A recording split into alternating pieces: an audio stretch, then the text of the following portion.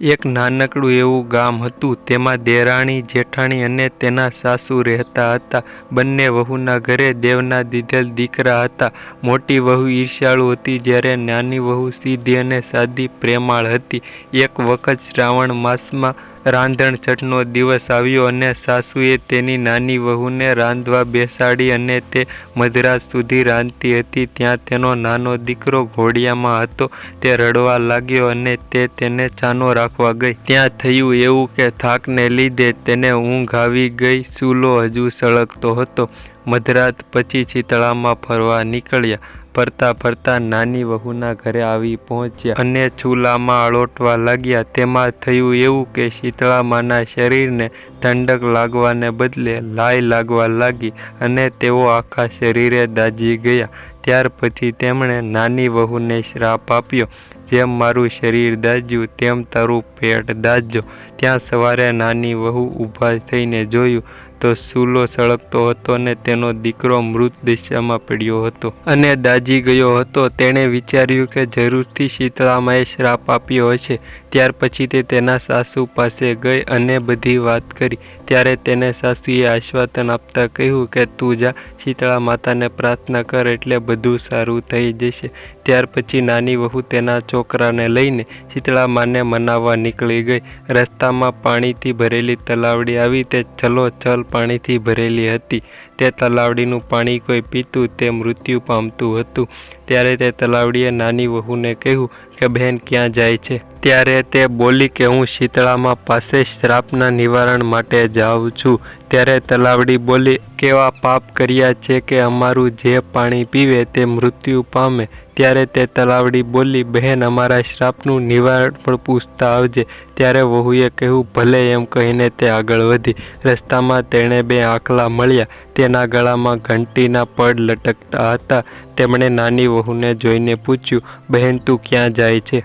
ત્યારે વહુ બોલી કે હું શીતળામા પાસે શ્રાપનું નિવારણ માટે જાઉં છું. ત્યારે આખલા બોલ્યા કે અમે કેવા પાપ કર્યા છે, અમે લડ્યા જ કરીએ છીએ.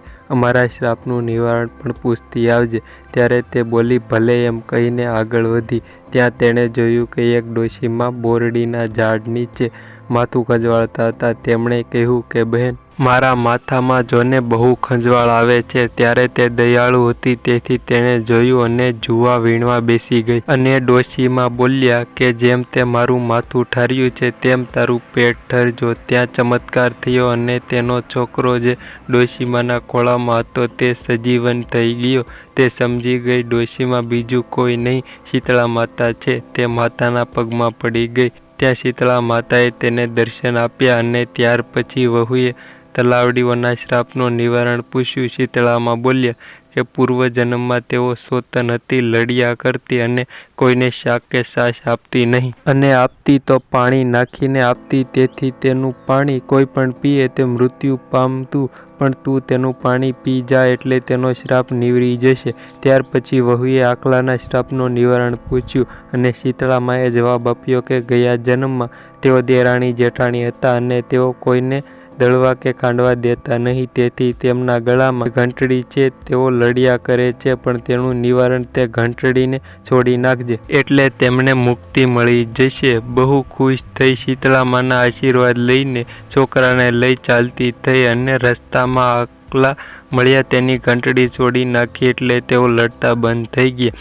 અને ત્યાર પછી તલાવડી આવી. તેનું પાણી પીધું એટલે સૌ કોઈ તેનું પાણી પી શકતા હતા. ત્યાર પછી તે ઘરે આવી એને સાસુને બધી વાત કરી અને જેઠાણીને સારું ન લાગ્યું.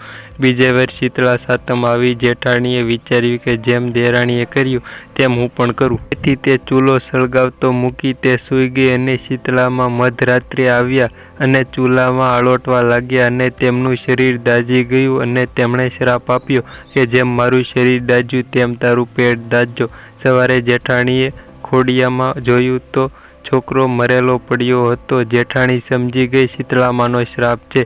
તેથી તે છોકરાને લઈ શીતળામા પાસે જવા નીકળી ગઈ. રસ્તામાં તેને તલાવડી મળી. તેણે પૂછ્યું બહેન ક્યાં જાય છે? તો જેઠાણી બોલી. શીતળામા પાસે તલાવડી બોલી કે અમારો સંદેશો લેતી જઈ. ત્યારે જેઠાણી ગુસ્સામાં આવીને બોલી હું કાંઈ નવરી નથી. તેમ કહીને તે આગળ વધી. ત્યારે તેણે રસ્તામાં બે આખલા મળ્યા. તેમણે પૂછ્યું, બેન ક્યાં જાય છે? ત્યારે જેઠાણી બોલી, શીતળામા પાસે. આખલાએ કહ્યું, અમારો સંદેશો લેતી જઈ. ત્યારે તે બોલી, હું કંઈ નવરી નથી. ત્યારે આગળ તેણે બોરડી નીચે બેઠેલા ડોશીમા જોયા. ડોશીમાએ પૂછ્યું, બહેન તું ક્યાં જાય છે? ત્યારે જેઠાણી બોલી, હું શીતળામા પાસે. ડોશીમાએ કહ્યું, મારું માથું ખંજવાળતી જાને. ત્યારે તેણે કહ્યું કે હું કાંઈ તમારા જેમ નવરી નથી. તેમ કહીને આગળ વધી. તે શીતળામાને ગોતી થાકી ગઈ, પણ ક્યાંય શીતળામા ન મળ્યા. તેથી તે રડતી રડતી ઘરે પાછી ફરી. એ શીતળામા, જેમ તમે દેરાણીને મળ્યા તેમ સૌને મળજો. તો મિત્રો, તમને અમારો આ વિડીયો કેવો લાગ્યો તે કોમેન્ટ કરીને જણાવી દેજો. અને અમારી ચેનલ પર નવા અને પહેલીવાર હોવ તો ચેનલને સબસ્ક્રાઈબ કરતા જજો અને નોટિફિકેશનને ઓન કરી દેજો, જેથી અમારા વિડીયોની માહિતી તમને સૌથી પહેલાં મળતી રહે. અને મળીશું મિત્રો કોઈ નવા ઇન્ટરેસ્ટિંગ ટોપિક કે વિડીયો સાથે. ત્યાં સુધી બધાને બાય બાય અને થેન્ક્સ ફોર વોચિંગ.